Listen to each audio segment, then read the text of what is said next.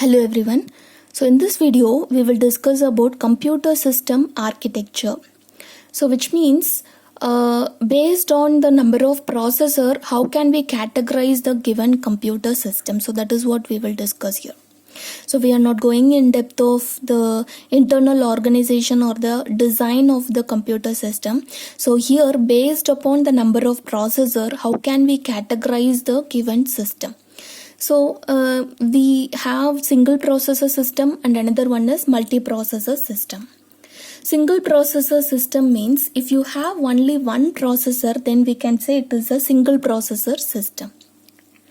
So normally the computer system has been connected with one CPU, and that main CPU which is nothing but the single process system, and that main CPU will have some general purpose, which means it will have some register, general purpose register, and also it has the capability of executing a large instruction set, and all those instruction set are said to be general purpose instruction set, right?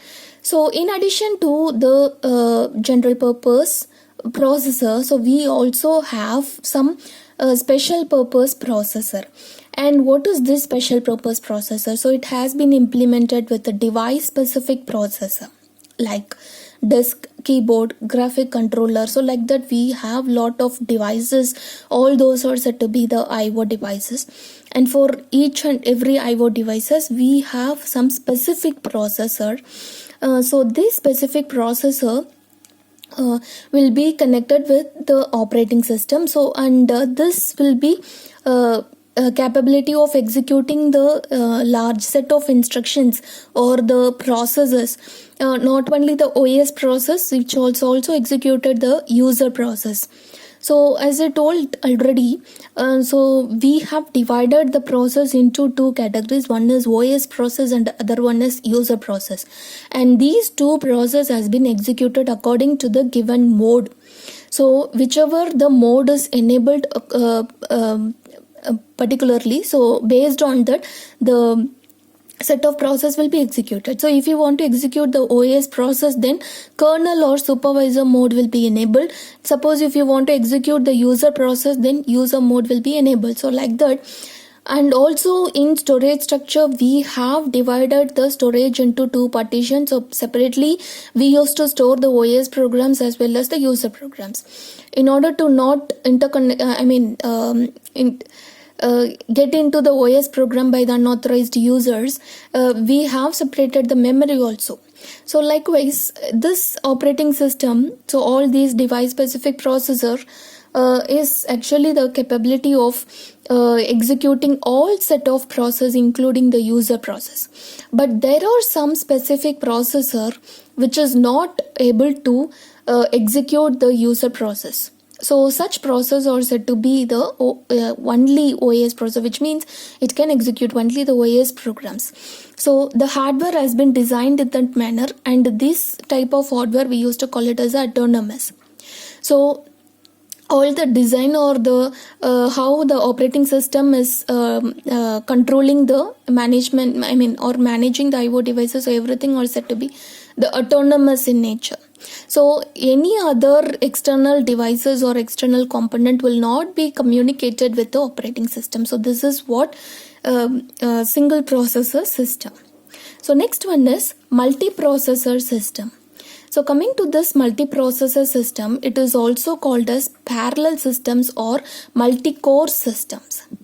So in this multiprocessor, if you are connected with the two or more processor, which is said to be multi-processor system, but it will share the many number of resources. So what are all the resources, such as common bus and clock, and then memory, and also some of the peripheral or input output devices. It will share all these resources, but it will have more number of processors. So that is what multi-processor system. So what are all the main advantages of this multiprocessor system? So let us see, we have three major advantages under this multiprocessor system.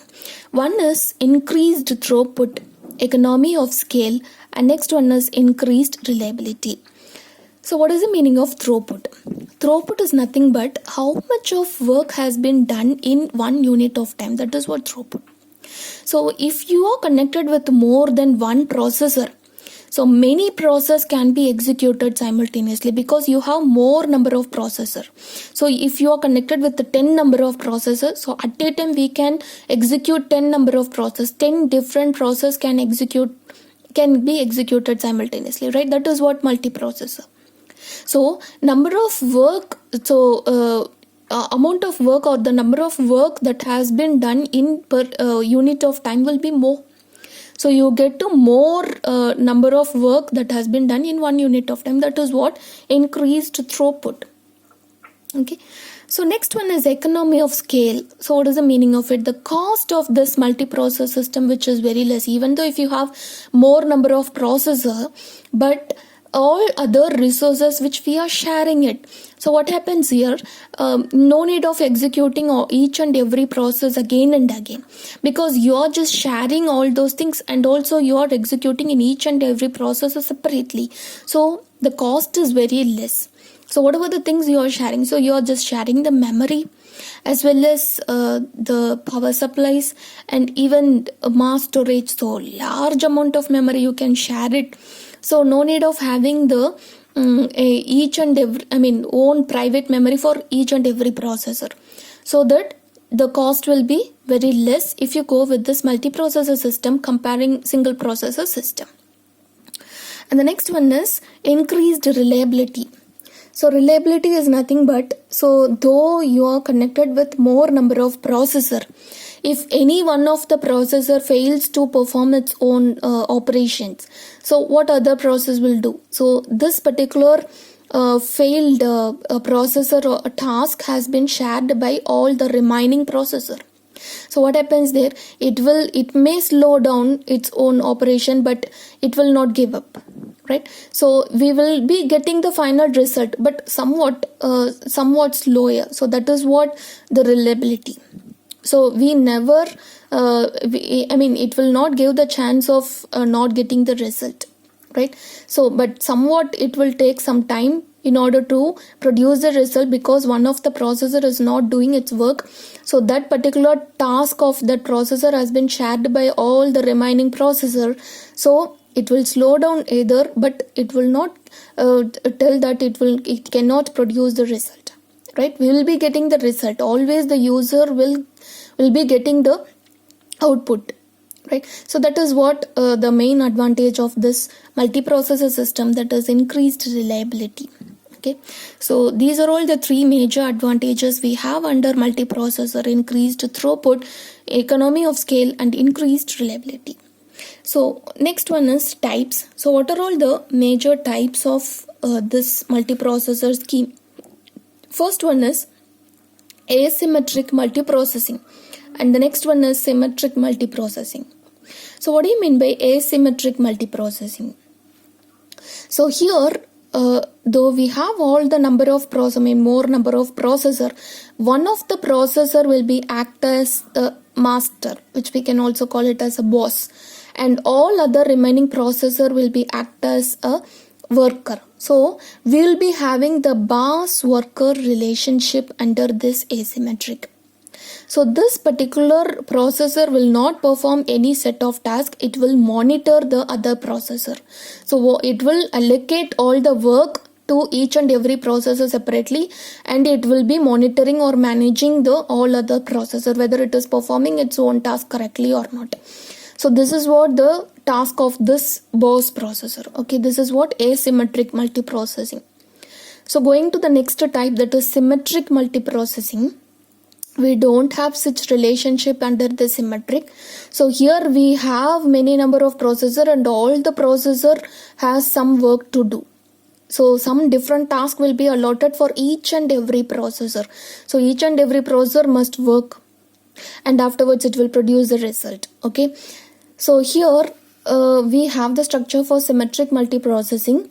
So all the number of processors have their own set of registers and also the cache, but it is sharing the physical memory. It is sharing the physical memory, but all the processor has its own set general purpose register as well as the cache memory. Okay. So cache memory is nothing but the top layer of the main memory, which is used to perform which is used to hold the frequently used data by the CPU. That is what the cache memory, right? And it is more expensive. So here in symmetric multiprocessing, we, in addition to this physical memory, we also have the private memory also, right? So this symmetric will works under for n number of processors, so n process can be executed simultaneously. That is one of the major advantage of the symmetric multiprocessing. And one more thing, so we should be very careful loading the input output data, because there may be many number of processor. So the transferring of the input output control or managing the input output control will be a challenging task for the symmetric multiprocessing. So if one of the processor is getting more number of data, which is overloaded, but other processor is sitting idle, which means providing the inefficiency.